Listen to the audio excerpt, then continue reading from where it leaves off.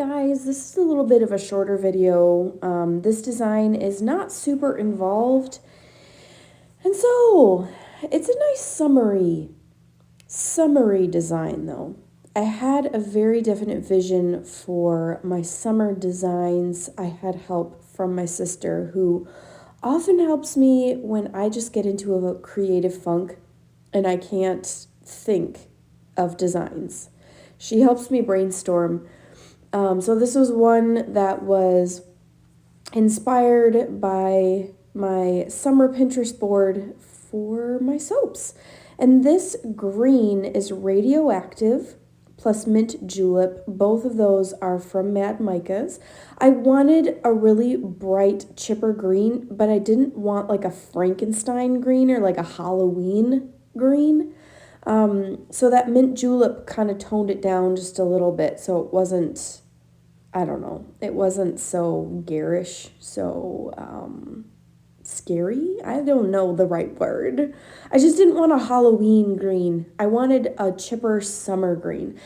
And the scents, I actually dispersed my colorants in the fragrance oil instead of adding it to the full batch, because my fragrance oils both accelerate trace, which if I'm doing a layered soap is actually what I want.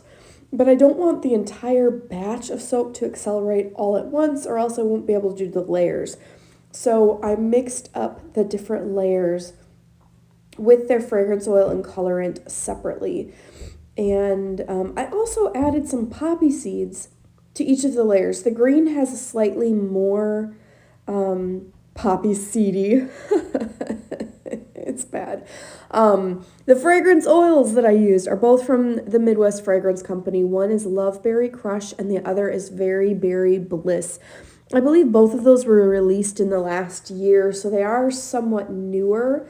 But both of them I had acceleration, quite advanced acceleration, when I tried to soap with them as individual fragrance oils. So I knew this would be a fairly good blend for a layered soap, because you want those layers to set up fairly quickly. You want to be able to keep moving, and thus this video is quite short because I was able to do this whole thing in one soaping session. I didn't have to wait for the layers to set up and then come back 30 minutes later. I was able to do the entire thing in one go, which is kind of fun. As a maker, it's fun to be able to do it, at least for me. I'm sure everybody's different, but being able to do it all in one shot was really nice.